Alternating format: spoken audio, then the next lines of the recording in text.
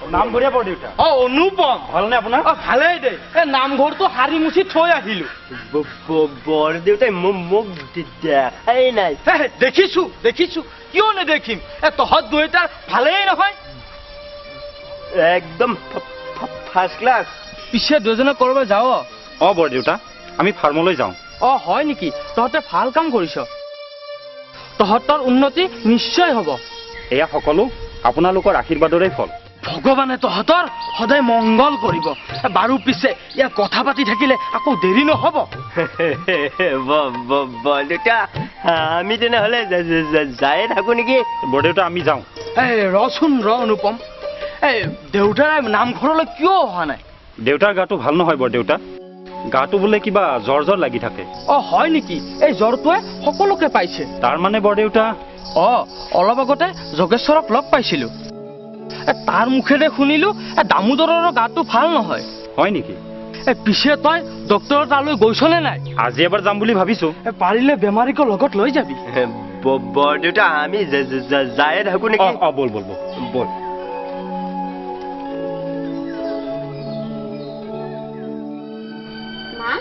দেউতা কেতিয়া আহিব আৰু কেইদিনমান পিছত আহিব কোৱা না মা আহা তুমি অলপ মনে মনে থাকিব নোৱাৰানে কোৱা না মা দেউতা কেতিয়া আহিব তোমাৰ দেউতা অফিচৰ কামত কৰবালৈ গৈছে অফিচৰ কাম শেষ হ'লে দেউতা আকৌ ঘৰলৈ উভতি আহিব হয় নেকি মা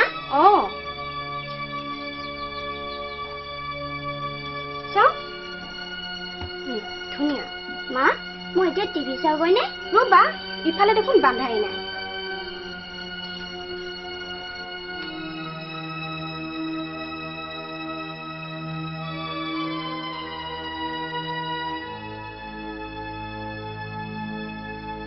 ভালকৈ টিভি চাই থাকিবা বদমাছি কিন্তু নকৰিবা হ'ব দিয়া মা ৰ'বা দেই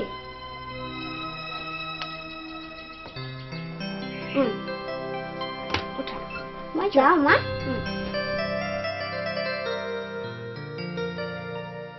ছোৱালী এজনী বোৱাৰী হিচাপে ঘৰ চুপাই লোৱাৰ আগতে ঘৰখনৰ আঁতিগুৰিবোৰ আগৰ পৰাই চাব লাগে তই ঠিকেই কৈছ মই কথাবোৰ এতিয়াহে উপলব্ধি কৰিছো ছোৱালীজনীৰ শিক্ষা দীক্ষাকহে গুৰুত্ব দিলো ভাবি নাচালো ঘৰখন কেনে ধৰণৰ কথাতেই কয় নহয় আগৰ হাল জিপিনে যায় পিছৰ হালো সিপিনেই যায় পিছে এতিয়া উঠোহে তোৰ আৰু বোৱাৰী এইবোৰ শুনিব বোলে মোক নাকত ধৰি চাকত ঘূৰাবলৈ বেছি সময় নল'ব যা তেন্তে তেতিয়াহ'লে মই উঠোৱেই দে পলম কৰিব নালাগে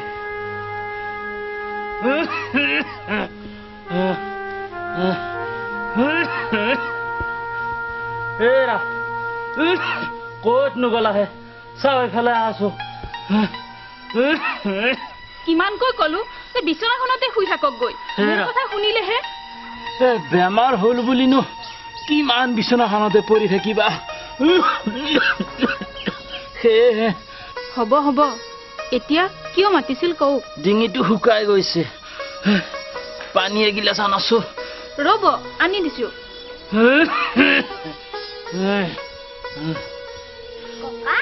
প্ৰিয়া এজনী আহাচোন এজনী মোৰ ওচৰলৈ আহা ককা তোমাৰ কি হৈছেনো মোৰ একো হোৱা নাই এজনী এয়া লওক পানী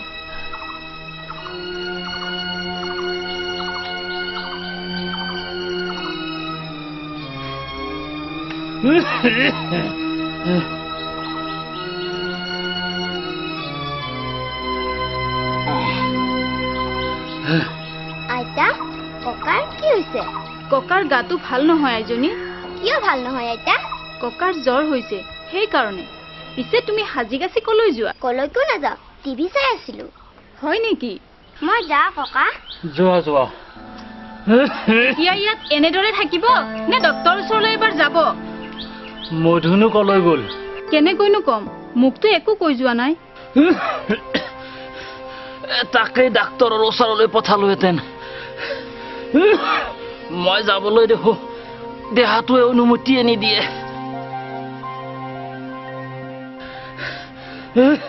গোটেই গাটো বিশেষ জৰ্জৰিত কৰি পেলাইছে সেইবাবেই কৈছো মধুলৈ বাট চাই থাকিব নালাগে আপুনিয়ে হাউতকৈ হস্পিটেলৰ পৰা আহক গৈ হেৰা খালি হাতখন লৈ যাবা নাই তোমাৰ হাতত আছে যদি টকা কেইটামান দিয়াচোন। মোৰ হাততনো ক'ৰ পৰা পইচা থাকিব? বোৱাৰীকে কোৱাচোন নহ'লে। বোৱাৰীক? কি হ'ল? উচপ খাই উঠিলা যে? নাই নাই, আপুনি অলপ বহক, মই বোৱাৰীক কওঁগৈ। আমি তোমাৰ কথাকে কৈ আছিলো বোৱাৰী। মোৰ কথা আকৌ কিয় পাতিবলগীয়া হ'ল? দেউতাৰ জ্বৰ, হস্পিটেললৈ যায়। তোমাৰ হাতত আছে যদি টকা কেইটামান দিয়াচোন। মই ক'ৰ পৰা টকা দিম? মোৰ হাতততো কোনো টকাৰ গছ নাই যে জোকাৰি দিলেই সৰি পৰিব। বোৱাৰী, সামান্য জ্বৰটো হওঁতে ইমান চিন্তা কৰিব লাগেনে? জ্বৰটোতো সদায় নাথাকে। বোৱাৰী, তুমি দেউতাৰ মই সঁচা কথাটোহে কৈছো। এই মোনাটো লওক, বজাৰখিনি সোনকালে কৰি আনকগৈ। বোৱাৰী, তুমি এইবোৰ কি কৈছা? বেমাৰী মানুহটো কেনেকৈ বজাৰলৈ যাব? বোৱাৰী, মধু আহিলে সিয়ে বজাৰলৈ যাব দিয়া। মই তালৈ বাট চাব নোৱাৰো। এই লওক পইচা আৰু বজাৰৰ লিষ্ট। বোৱাৰী, সময়ত যদি খাব বিচাৰে তেতিয়াহ'লে বজাৰখিনি সোনকালে কৰি আনক। বেমাৰী দেখুৱাব আহিছে। বোৱাৰী এইবোৰ কি কৈ থৈ গ'ল? ইয়াৰ আৰম্ভণিহে, আৰু যে কিমান কষ্ট সহ্য কৰিব লাগিব। হেৰা, বোৱাৰীয়ে আমাক পৰৰ দৰে ব্যৱহাৰ কৰিছে কিয়? এয়াই আমাৰ কপালৰ লিখন। ভগৱানে আমাৰ কপালত কেৱল দুখ যাতনাই লিখি পঠিয়াইছে। হেৰা, তুমি ঠিকেই কৈছা। নহ'লেনো এইবোৰ দিন আমি দেখো নাই। আপুনি এতিয়া বজাৰলৈ যাব? নগলে জানো হ'ব?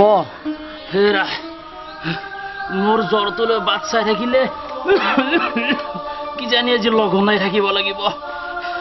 যোৱা, চোলাটো লৈ আনাগৈ। ৰ'ব, আনিছো। হে ভগৱান, এইবোৰ কি হবলৈ পাইছে?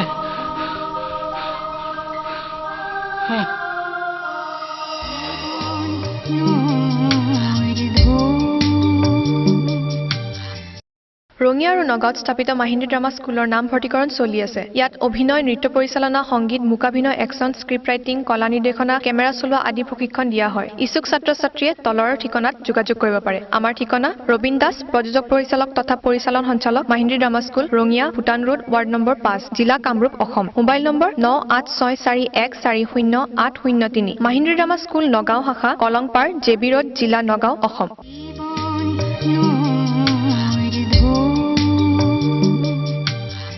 ডেকা ল'ৰাহঁত আজি দেখোন বৰ আনন্দ মনে থকা যেন লাগিছে। ঐ, আজি সঁচাকৈ আমাৰ আনন্দৰ দিন নহয়নে বাৰু? তই ঠিকেই কৈছ অনুপম। আজি আমি আমাৰ কষ্টৰ ফল পাইছো নে কি ক? হয়, আমি গৌৰৱ কৰি ক'ব পাৰো যে শিক্ষিত নিবনুৱায়ো চেষ্টা কৰিলে এদিন নিজে স্বাৱলম্বী হ'ব পাৰে। চাচোন, আমি প্ৰথমবাৰ খেতি কৰা আলু আৰু গাজৰ বজাৰত উলিয়ালো আৰু আশা কৰা মতে অতি সোনকালে বিক্ৰীও হ'ল।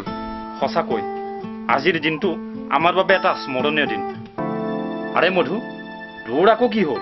নাই, মোৰ একো হোৱা নাই। তই মিছা কথা কৈছ মধু, নহ'লেনো অথনিৰে পৰা তই নিমাতে থাকনে?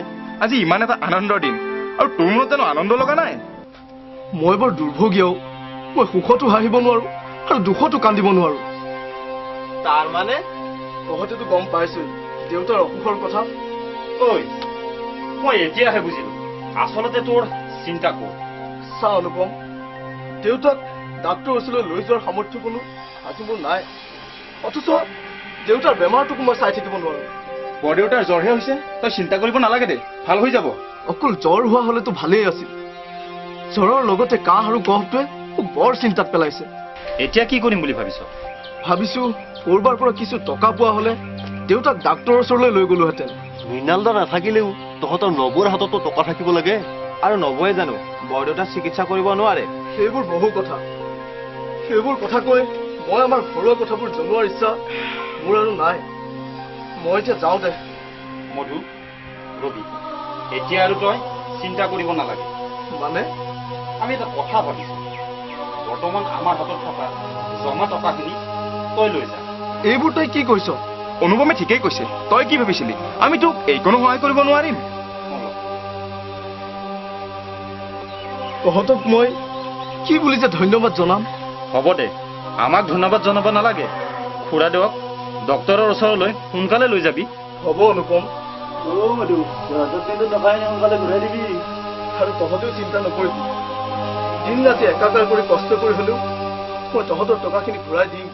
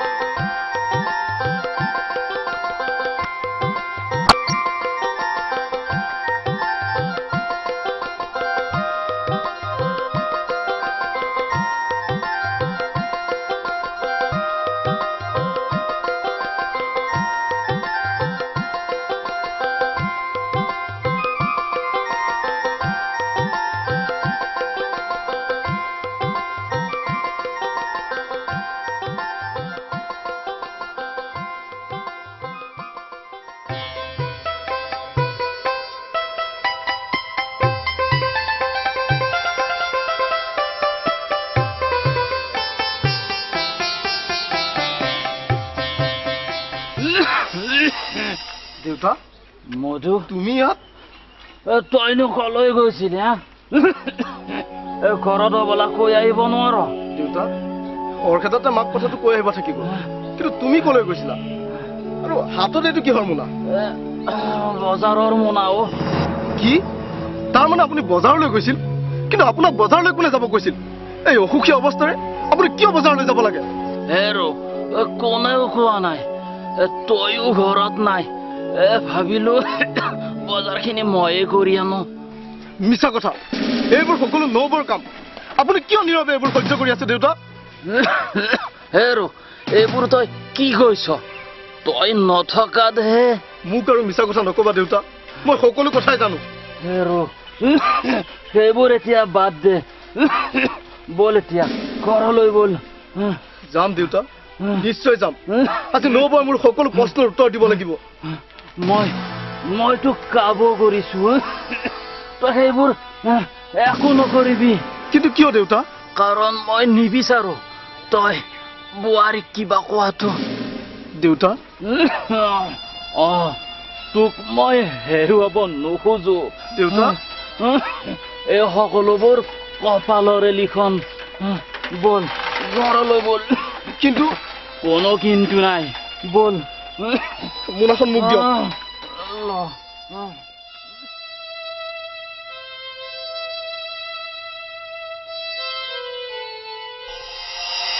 নমস্কাৰ প্ৰিয় দৰ্শক, জীৱন নৈৰ ঢৌ ধাৰাবাহিকখনৰ আজিৰ খণ্ডটি চাই আপোনালোকে কেনে পালে?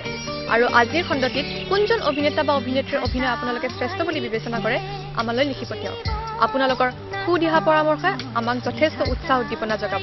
আমাৰ ঠিকনা Mahindra drama school, Rangia, Bhutan road, ward number 5, জিলা কামৰূপ, অসম। Mobile number 9085365562। প্ৰিয় দৰ্শক, অহা সপ্তাহত আপোনালোকক একেটা সময়ত একেটা বাৰত একেটা চেনেলতে পুনৰ লগ পোৱাৰ প্ৰতিশ্ৰুতিৰে আজিলৈ ইমানতে সামৰিলোঁ। ধন্যবাদ।